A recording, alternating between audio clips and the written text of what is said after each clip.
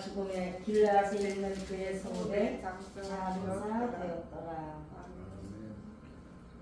아 이따가 맞다 저 누구지? 여기 여자 선지자 나오는 게 누구죠? 드보라가 40년 했구나. 입다는 6년 했구나.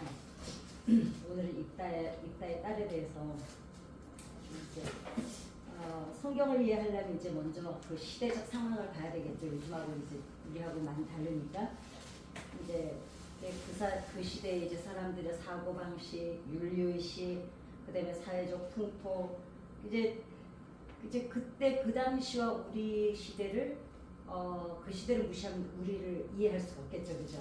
그러니까 또 성경은 등장인물을 막 미워하지도 않아요, 그죠? 영웅이라고 막 높이지도 않고 있는 그대로만 기록을 하죠. 근데 이제 아무리 뭐 다윗처럼 하나님과 늘 동행하고 어쩌고 저쩌고 해도 다 기록하죠. 근데 이제 우리 역사들은 어떤가요? 유리한 것만 기록하고 또 위인전도 어때요? 유리한 것만 기록했는데 그게 또 뽀롱이 안 나오면 괜찮은데 꼭 끝에 가서 또 들통난다? 그래서 그 성경은 일관성이죠. 창세기부터 요한계시록까지. 그리고 사람의 어떤 위대함이나 막 이런 거를 기록한 게 아니라 훌륭한 거 이런 걸 드러내는 게 아니라 그 등장 인물을 통해서 하나님의 이제 뜻을 이제 나타내는 게 목적이죠. 근데 입다 이야기도 이제 그 중에 하나인데 입다는 지금으로부터 한 3,000년 전 청동기 시대에 이제 사살을 있었던 인물입니다. 그러니까 여호수아가 이렇게 지도를 했을 때는 이제 이스라엘이 가나안에 잘 입성을 했잖아요. 근데 이제 여호수아가 죽고 나서는 정말 뭐 아사리판이 됐죠. 그러니까 사사기를 보면은요, 오죽하면 이렇게 기록이 돼 있어요. 자기의 소견에 오른 대로 신앙을 가졌어. 그러니까 그냥 뭐 다 내가 법이야, 내가 주인이야. 말씀에 그러니까 왜냐면 이제 그 당시는 말씀의 기록이 없었잖아요. 지금 우리처럼 뭐 이렇게 교과서처럼 성경이나 있으면 뭐 평신도라도 이제 이걸 가지고 살아야 된다 이러면 되는데 그때는 진짜 뭐 지도자가 없지, 기록된 어떤 문서도 없지. 아무튼 그 암흑의 시대였죠. 암흑의 시대, 그 사사기 시대는 이제 근데 이제 가나안 땅에는 이미 이스라엘 민족이 다 못 내쫓았잖아요. 그러니까 그 터를 잡고 살던 사람들이 블레셋, 그 다음에 암몬 족속, 그 다음에 모압 족속. 이 사람들이 지금 그 안에 살고 있었잖아요. 암몬하고 모압은 아무튼 끝까지 롯을 욕을 얼마나 했는지 누가 그 영상을 보고 나는데 어쩌면 그렇게 욕을 롯을 하면서 그래서 롯은 욕을 먹어도 싸다고. 그러니까 롯의 후손들이 그 롯의 딸들이 낳은 자식들이 이제 모압 암몬 족속들이 이제 거기 가나안 땅에 살고 있었습니다. 그러니까 이제 그 사람들이 계속 이스라엘 민족들을 계속 안 내쫓은 것 때문에 계속 괴롭히고 있었잖아요. 그러니까 이제 입다는 누구냐면은 길르앗의 이제 길르앗 사람이 그때 당시에 이제 이스라엘 민족이에요. 길르앗 지방에 살았기 때문에 이제 이스라엘 민족을 길르앗 사람이라는데 이제 기생이 나왔던 거는 우리가 너무 잘 알죠. 근데 그 어때요? 첩의 자식이라고 쫓아내죠. 그러니까 우리나라도 요즘에는 뭐 이제는 뭐 잘 그런 일 요즘에는 그런 일이 별로 없어요. 뭐 첩의 자식이니 뭐 후처의 뭐 이런 게 없는데 옛날에는요. 제 친구도 그 아버지가 딸만 넷이야 본 집에 그 이제 아들 낳으려고 저 위에가 큰 댁 마누라 집이고 거기서 한 200m도 안 돼. 큰 딸 4명이 학교로 가려면 다 이 집을 또 지나가. 그때는 뭐 자식이 짓을 했어요, 그죠? 근데 여기 와서 이제 아들 하나 따로 낳았는데 그 친구가 결국은 정말 똑똑하고 너무 괜찮은 친구였는데 자살을 해버렸어요. 그 엄마가 한이 맺혔던 게 뭐냐 이 얘기를 또 나는 항상 한쪽 가는 게 문제야. 그래서 얘기 꺼내서 궁금하잖아, 그렇지? 아내도 안 궁금하겠으면 안 해주고. 이제 그런데 얘가 제 친구가 늦게 태어났어요. 그러니까 그 집 큰 언니가 학교 선생님들인데 거기 학생이야. 그러니까 뭐 그 당시에는 뭐 다 손가락 쥐가 아주 대놓고 저 첩의 자식이라고 막 이렇게 할 때예요. 그리고 이제 아주 또 본처하면은 막 이렇게 막 유세를 하고 뭐 그럴 것도 없는데 사실 그지? 그랬는데 이 친구가 엄마가 항상 뭐라 그랬냐면은 언니들보다 너가 잘 돼야 된다. 그래가지고 얘가 뭐 이대 나오고 막 그래서 이제 결혼을 큰 회사는 아닌데 중소기업 정도 건설하는 이제 남편이랑 결혼을 했어요. 그랬는데 얘가 그 아버지가 이제 바람 펴서 자기네가 태어났잖아요. 그러니까 얘가 의부증이 너무 심한 거야. 그러니까 남편은 너무 아주 잡돌이를 하니까 이 남편이 지겨우니까 거의 나가 살고 이랬어요. 그러니까 얘가 자살하는데 뭐라고 기사를 썼냐면 뭐 1억 5천짜리 다이아 반지에 와인이 뭐 700만 원짜리에 뭐 시계가 얼마짜리에 내가 얼마짜리 소파에 얼마짜리 집에 앉아서 나는 죽는다. 이렇게 써놓고 죽었어요. 그러니까 그 어렸을 때 받았던 그 상처가 일평생을 그 아이를 괴롭히고 결국은 이제 그렇게 해서 했는데 그러니까 요새는 이제 그러질 않은데 그래도 또 요새 그렇게 뭐 근데 이때는 아무튼 공동체에서 이제 있다도 쫓겨나죠. 그러니까 근데 이 당시는요 공동체에서 쫓겨난다는 건요 그 고대 사회 때는요 거의 그러니까 죽으려는 것하고 똑같았어요. 왜냐하면 그 당시는 부족 사회잖아요. 그러니까 자기를 보호해줄 공동체가 없다는 거, 가족이 없다는 거는 거의 어디 떠돌이 인생이나 천민처럼 살아야 돼요. 그러니까 소속이 그때 당시 너무너무 중요했어요. 그러니까 자기네 딱 이렇게 뭉쳐서 사는 게 왜냐하면 그냥 자기네 힘을 길러야 되니까. 그러니까 이제 그런데 중요한 거는 이스라엘이 히브리인이라고 하는데 그 뜻이 뭐냐면 아시죠? 강을 건너온 자들. 그러니까 난민이란 뜻이거든요. 근데 지네도 난민이야. 지네도 난민인데 이 딸을 가지고 자기네도 그 난민으로서 그 맨날 블레셋 암몬 모압 때 맨날 그 당하고 살면서 또 그 와중에 뭐 그 와중에 도찐 개찐이지 도찐 개찐이 맞나? 아니 글쎄 그런다고 또 이 딸을 갖다가 내쫓아서 어찌 보면은 냉정하고 못된 거죠. 그죠? 사람이 인지상정이라는 게 있잖아요. 그죠? 이도 그렇고 나도 그렇고 얘도 어찌 보면 근데 그렇다고 무슨 이따가 또 잘못한 것도 아니잖아요. 이따가 또 태어나고 싶어서 또 뭐 기생한테 태어났어요? 그죠? 태어나 보니 내가 기생 아들인 걸 어떡해. 그러니까 이제 그 사사기 11장 2절에 보면은 너는 다른 여인의 자식이니까 우리 아버지의 기업 못 입는다. 개뿔이나 무슨 기업이나 있어. 자기네도 쫓겨다니는 주제. 나 그러니까 아이고 나 웃겨가지고 오래 쓰다가 웃기네 진짜. 그 어찌 보면은 이스라엘 민족이 자기네의 그 히브리 정신을 버렸다는 뜻도 되는 거죠. 왜냐면 하나님이 항상 너희가 나그네 되었던 거 잊지 말라고 했거든요. 그러니까 그러면 이스라엘 민족이 이 당시에 어땠어요? 하나님 제대로 안 믿었어요. 제 속에는 옳은 대로 멋대로 그냥 자기네가 막 그 뭐지 레위 애봇인가 뭔가 자기네가 만들어서 세워놓고 자기 제사장이라 그러고 그리고 물질 숭배하고 그냥 이방의 그 가나안 풍속 다 따라서 그냥 살고 그랬는데도 자기네 입으로는 우리는 하나님 백성이야. 그러면서 이제 이 딸을 내쫓은 거 아니에요.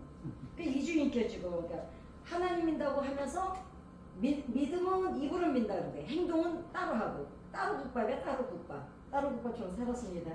그러니까 자기네도 약자면서 이따인 약자를 개무시하고 사는 거야. 내쫓고. 그러니 이 이따가 이제 쫓겨나서 광야로 나가죠. 어떻게 했느냐. 자기가 이제 가족이라는 거는요. 나한테 무엇을 해줘서 가족이 소중한 게 아니에요. 제가 가족 없이 살아봐서 알잖아요. 가족이라는 건 그냥 존재만으로도 이미 내 보이지 않는 힘이에요. 울타리예요. 제가 결혼 실패했을 때 결혼을 또 한다 그러니까 제 친구가 그래요. 지겹지도 않냐? 그냥 왜 꼭 결혼하냐? 그리고 왜 그렇게 속삭이는데 남편이 그때 제가 많이 막 폭행하던 남편이었거든요. 그랬는데 왜 그렇게 맞고 사냐 이제 그랬어요. 근데 제가 그때 그 친구한테 그 말을 했어요. 그래도 저런 놈이라도 남편이라고 있으니까 사람들이 나를 무시하라. 내가 아무리 힘을 기르고 막 화려하고 가수고 막 이래도 막 사실 아무것도 내가 꿀릴 게 없는데도 불구하고 이상하게 기가 죽어 사는 거예요. 그리고 사람들이 솔직히 무시하지 않을 수도 있었는데 내 스스로가 내가 혼자 사니까 저것 때문에 날 무시하는구나 이런 게 있는 거예요 이제. 근데 그 어쩌다 한 번씩 집에 오는 남편이라고 있으면 달라요. 그 친구들도 웃겨요. 어디 놀러 가자 그랬는데 자기가 가기 싫잖아? 아 우리 신랑이 가지 말래. 근데 제일 꼴보기 재수없어요. 지가 가기 싫은데 핑계를 남편 핑계 대니까 나는 그게 제일 꼴보기 싫은 거야 이제. 그리고 무슨 우리 애들 나는 둘 다 없잖아. 그러니까 그게 제일 막 그 서러울 때가 있었거든요. 그러니까 이게 지금 입단은 지금 그 공동체에서 쫓겨난 거예요. 그래가지고 어디 갔어요? 쫓겨나가지고 어디로 가냐면 잡류. 그러니까 다윗이 사울을 펴서 동맹 다닐 때 어땠어요? 그 변방의 아웃사이더들, 억울한 자, 분한 자, 소외된 자, 버림받은 자, 그 잡류들이 다 모여서 다윗하고 공동체를 이뤘었잖아요. 그러니까 이따도 그랬던 거예요. 그냥 깡패들이야. 그러니까 이따가 그런데 하나님 은혜로 용사였어요. 그러니까 그 당시는 뭐 요즘에 핵무기 요즘에 그런 무기로 싸울 때가 아니잖아요. 그러니까 그때는 힘센 놈이 이기는 거야. 요새는 목소리 큰 놈이 이기는데. 그러면은 나는 평생 이기고 살아야 되는데 나는 목소리는 크게 맨날 지고 살아. 그런데 어찌됐거나 칼과 창이 그때는 귀했던 시대였는데 이때 청동기 시대였거든요. 근데 이따가 워낙 힘도 좋고 아주 용사예요. 그러니까 싸움을 잘하는 거야. 한 삼손 정도까지는 아니었어도. 그러니까 이 당시는 힘센 놈이 인정받는 시대예요. 왜냐? 법보다 주먹이었으니까. 정말 뭐 법도 없이 사는 시대, 사사기 시대니까. 그래서 이제 독당으로 이제 피신에 가가지고 잡류, 깡패의 이제 우두머리가 되죠. 다윗하고 있다고 비슷해요, 그죠? 그러니까 여기 모인 깡패들은 다 어때요? 다 니나 나나, 니 팔자 내 팔자 가부시키 팔자 이제 이런 사람들이 모인 거니까 다 이제 한이 맺힌 사람들이죠. 그러니까 이제 우리나라에도 누가 있었어요? 그 유명한 홍길동 미스터 홍 있었잖아요. 아버지를 그 유명한 말이 아버지를 부르지 못하고 그러니까 가정에서 다 소외된 사람들이죠 이제. 그러니까 우리나라는 그러니까 애들이 제일 무서워하는 말이 너 집 나가라래. 우리나라는 집 나가라 그러면 애들이 이렇게 반가워한대요. 드디어 내가 해방이구나. 근데 외국 아이들은 뭐 자꾸 그러면 집에서 추방시키다는 그걸 제일 무서워하는데 그만큼 이제 공동체 생활을 이제 중요하게 생각하는데 이 사람들은 결국은 그 사회적 억압, 사회에서 만들어놓은 그 틀에서 벗어나지 못해서 저 변방에서 아웃사이더가 돼서 그러니까 이거야. 우리나라에서 남한산성 같은 데서 이렇게 도시를 이렇게 내려다 밤에 남한산성 올라가서 시내 내려다 본 적 있으세요? 진짜 예뻐요. 남산에 올라가서 내려다봐도 예뻐요. 근데 그 안에 섞여 살지 못하는 사람들. 제가 이제 대학 2학년 때 저희 그 양부모님이 저만 두고 이제 다 미국을 가버렸잖아요. 근데 그날 제가 종로 5가 그 대형 약국들 쫙 있는 거 길 아세요? 거기에 대형 약국들 꽉 있어요. 그리고 그 앞에 쫙 버스 정류장이잖아요. 피아노 책하고 옷가방하고 백 들고 거기서 4시간을 서 있었어요. 버스 정류장에서 5시간을 서 있었어요. 왜요? 버스가 수십 대가 그 동안에 지나가는데 갈 데가 없으니까 버스를 타고 갈 데가 없는 거예요. 거기 그렇게 서 있다가 생각을 하고 또 생각을 했어요. 혹시 내가 놓칠 때가 있는가? 혹시 내가 전화할 때가 있는가? 근데 아무리 생각해도 연락할 데가 없어요. 근데 지금도 제 기억에 거기가 엄청 복잡한 거리거든요. 지금은 깨끗해지긴 했지 그때는 그 약국 뒷골목이 맨 그냥 음식점 있고 막 아주 술집을 막 이랬거든요. 제가 지금도 그때를 생각하면 끝이 없는 허허벌판에 제가 혼자 서 있는 그림을 자꾸 그려요. 그게 내 마음의 그림이에요. 그러니까 그날 저녁 때 어떤 생각이 드냐면 화가 나고 이럴 때는 절망한 거 아니에요. 홧김에 살아요. 분하고 억울하면 절망한 거 아니에요. 분해서라도 살아요. 근데 진짜 절망은요, 아무것도 없는 게 절망이에요. 그냥 그 허허벌판에 그 수많은 사람들이 내 곁을 지나가고 차를 타고 오르고 내리는데 그냥 왜 딱 나 혼자 서 있는 것 같은 거. 근데 제가 그날 한강다리를 갔습니다. 제3한강교. 이 강물 밤에 혹시 물 보셨어요? 낮에 이렇게 그 한강물에 이제 어둑어둑해지는데 빠져 죽으려고 그 한강 다리를 갔거든요. 그놈의 물이 너무 제가 수영을 잘하고 개엄이지만 제가 수영을 잘합니다. 강원도 정선이 이렇게 물로 이렇게 쌓여 있는 지역이라 맨 물놀이를 해갖고 제가 수영을 꽤 안 죽을 만큼 하거든요. 그 물이 무서워서 못 빠져 죽겠는 거예요. 그래가지고 물 한 내려다 보니까 너무 물이 그리고 나를 확 끄집어 당기는 것 같아서 얼마나 무서운지 막 빨리 다리 끝으로 나가요. 거기서 또 생각을 해요. 내가 갈 데가 있는데 혹시 잊어버렸나? 어디로 가지? 근데 거기서 아무리 생각해봐도 갈 데가 없어. 다시 또 가운데로 가요. 죽어야겠다. 또 못 죽겠어요. 그래서 한 서너 번 하고 났더니 어두워지는 거예요. 야, 어두우니까 빨리 눈가 확 뛰어내려가지고 가운데를 갔는데요. 와, 낮에 봤던 물하고 밤에 본 물하고 완전히 달라요. 그 시커먼 물이 얼마나 무서운지 도저히 무서워서 못 빠져 죽겠어요. 야, 그게 죽고 싶었겠어요, 어린애가. 그때 제가 21살이었는데요. 그때 제가 남산으로 올라갔어요. 걸어서. 그냥 갈 데가 없으니까. 물론 이제 어디 명안이나 여인숙 가서 자면 되죠, 이제. 내 마음이 갈 데가 없는 거야. 그 남산으로 올라가서요. 제가 지금 이 얘기를 왜 해드리냐면 그 아웃서에 대해서 얘기를 해드립니다. 남산에 올라가서 이렇게 그 벤치에 앉아서 서울역 있는 쪽을 쭉 내려다 보는데 너무 밤 야경이 이쁜 거예요. 사실 지금에 비하면 그때 야경이 이쁠 수가 없어요. 불도 이렇게 하나지 전기가 아까운 때나. 그런데 그때 제가 이런 마음이 들어요. 나도 저 안에서 같이 살고 싶다.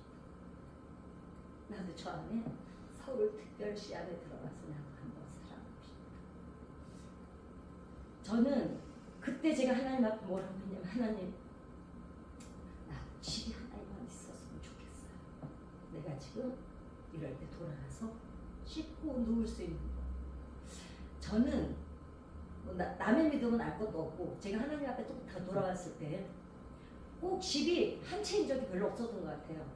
그러니까 하나님이 왜 이렇게 집을 근데 항상 제가 그 교회 때문에 팔아먹어서 그렇지 뭐 개척교회 이사한다고 팔고 어디 저 시골교회에서 땅 판다 그래서 또 집 팔고 이래서 그렇지 항상 집이 세를 하나 주고 갖고 있고 이랬어요. 뭐 네 융자를 끼고 갖고 있을지라도.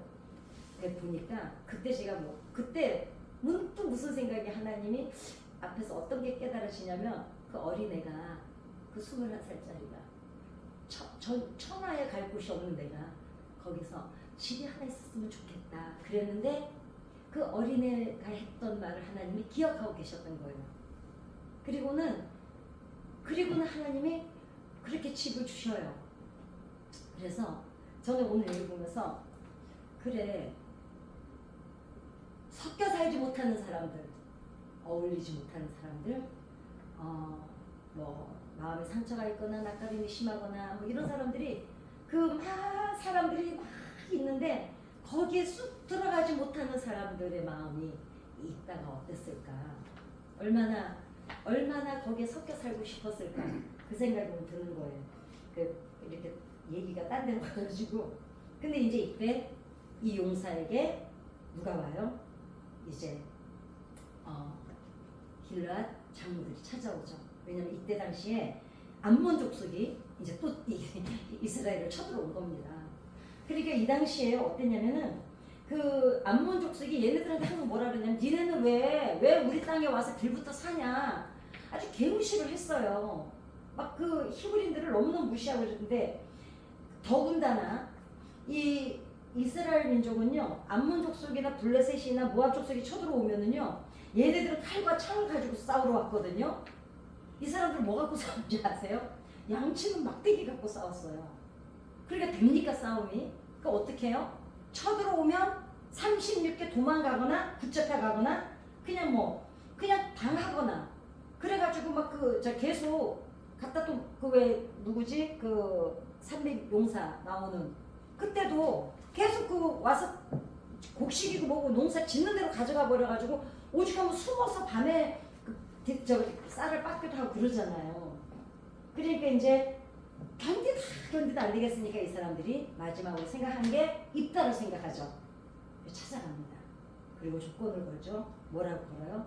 네가 얘네들 암몬 족속을 물리쳐 주기만 하면 너를 우리 공동체로 받아들여주고 너를 우리 공동체 이름으로 인정해 주겠다. 그러니 그 맨날 변방에서 늘 여기서 모여 사는 거를 늘 바라만 보고 항상 거기에 들어가고 싶었던 입다가 이제 자기 이 사람 한풀이 할 때가 온 거예요. 그러니까 어때요? 승낙을 하죠. 승낙을 하는데 그러면 정말 이 사람들은 입다를 받아들일 준비가 됐을까요?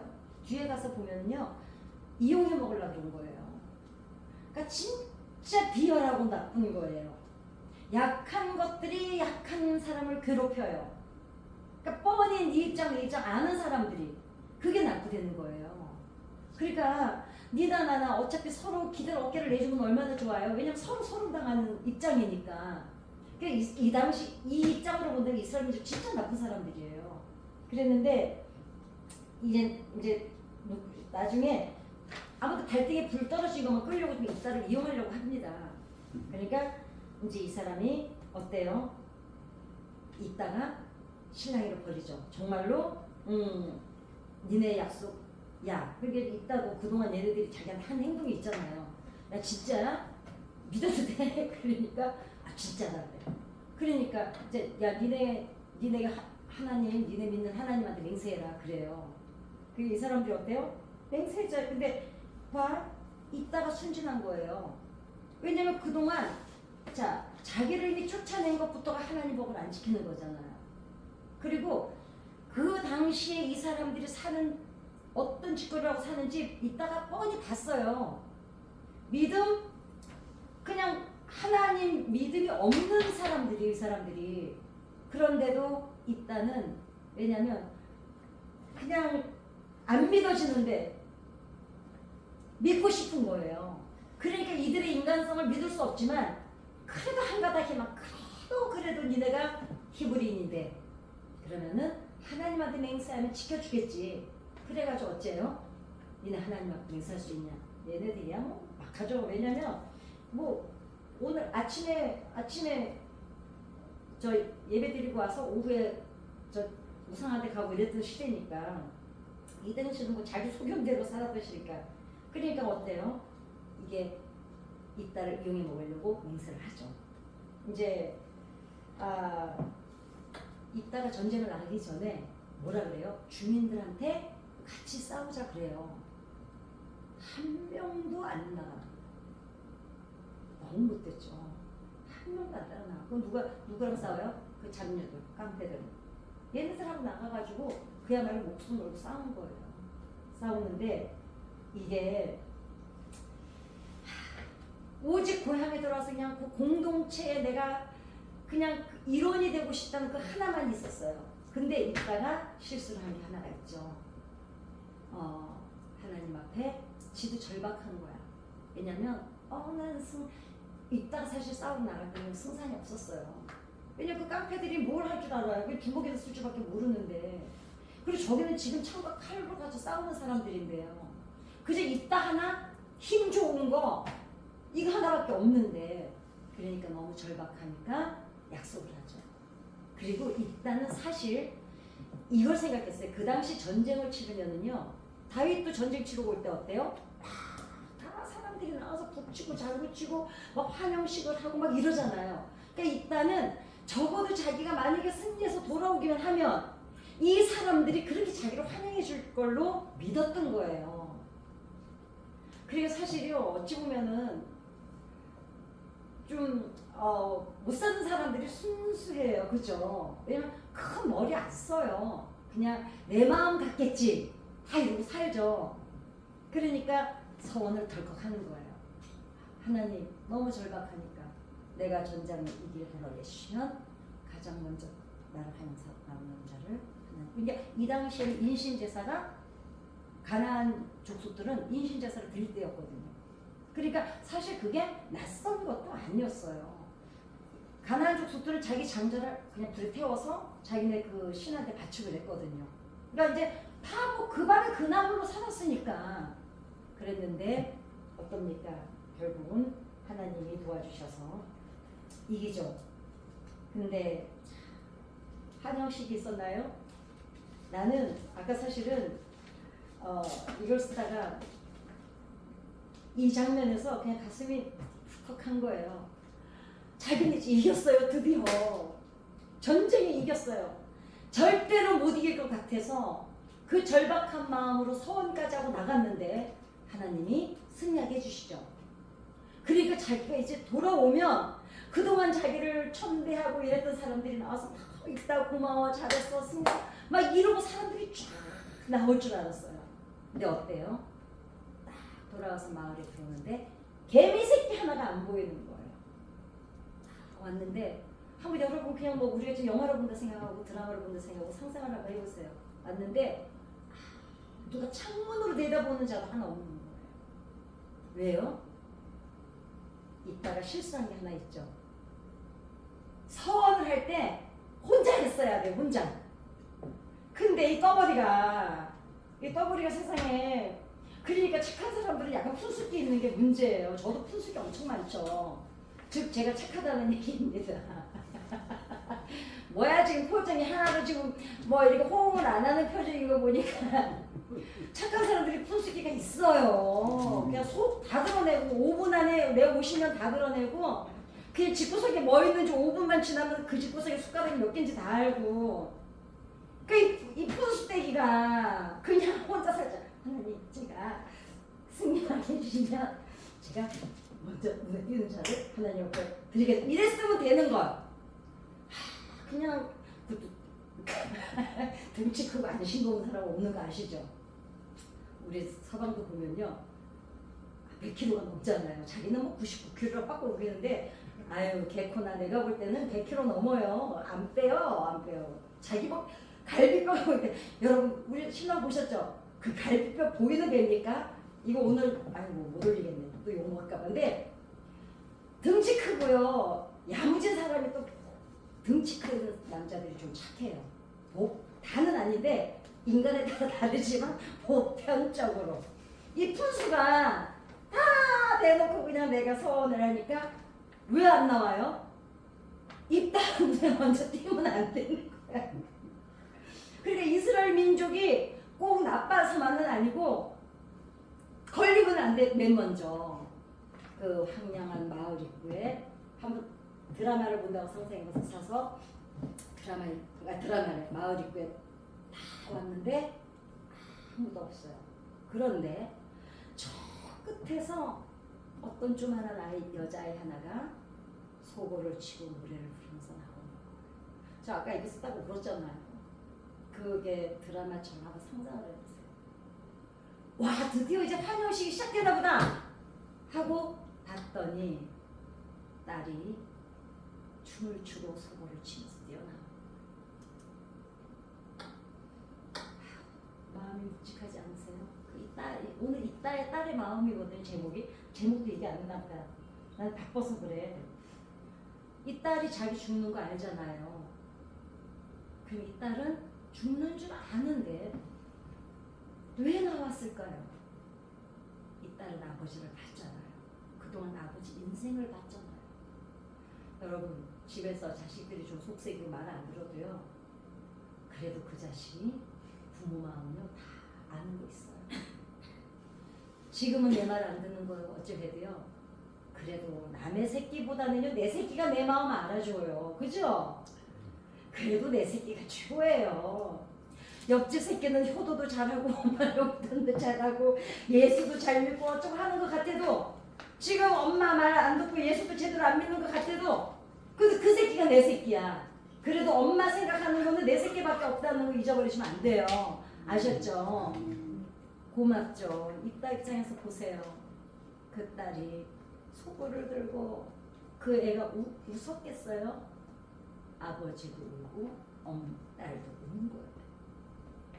그 아무도 없는 그 거리에서 아버지는 황당하게 서 있는데 그 딸이 울면서 소고를 치고 노래를 100명이 부르고 1000명이 부르는 것처럼 그 노래를 부르면서 그 딸이 아버지를 환영하러 나옵니다. 저는 곁에서 울었어요. 제가 그동안 아버지를 봤잖아요. 우리 아버지가 정말 착한 사람인데 우리 아버지가 기생의 아들이라는 이유 하나만으로 공동체에서 쫓겨나서 우리 아버지가 저 장녀들하고 저 변방에서 그 맨날 남산 꼭대기에서 불 켜져 있는 서울역을 바라보면서 남한산성에 올라가서 그 야경을 바라보면서 나는 언제쯤 저기에 들어가서 저기 안에 저 사람, 저 불빛 속에 사는 저 사람들과 어울려 살 수 있을까? 그 아버지 심정을 아는 이 딸이 자기가 죽기로 작정한 거예요. 그리고 뛰어나오죠. 그러니까 어쩌니까 이따가 너는 나를 왜 그렇게 하는지. 이게 뭐 성경에서 간단하게 한 줄로 해놨지만 아니 그리고 한 줄밖에 할 말이 없었을 거예요. 거기에서 있다가 죽으러 나오는 그 딸을 보면서 있다가 무슨 말을 할 수가 있었겠어요. 먹먹하죠. 그 광장에서 아버지와 딸을 만납니다. 환영식, 최고의 환영식이지만 최악의 해자죠. 제일 슬픈 환영식이죠. 그 아버지를 위해서 자기 목숨을 내놓는다. 사실 아버지 입장에서 보면 딸로 보잖아요. 아버지들은 그죠? 아들하고는 약간 묵직한 사이지만 아버지들은 그냥 아내를 사랑했던 것만큼 딸을 더 사랑합니다. 그런 자기 딸이 그 외동딸이 그러고 나오는데 슬프다 내 딸이여 네가 내 마음을 갈기갈기 찢어버리는구나. 이 한마디 안에 얼마나 많은 의미가 담겨 있겠습니까? 딸은 울면서 춤을 추고 노래를 부르면서 소고를 치면서 아버지를 맞이하고 아버지는 차라리 내가 여기가 뭐라고 그때 생각했을 거예요. 이까짓 게 뭐라고 서울 시내 안 살면 어때? 저 불빛 속에 함께 못 살면 어때? 움막 짓고 변방에서 나그네로 살더라도 내 딸하고 사는 게 낫지. 결국은 있다는 6년 동안 사사의 길을 원을 풀고 한을 풀었습니다. 대신 누가? 예수님처럼 딸이 죽어주죠.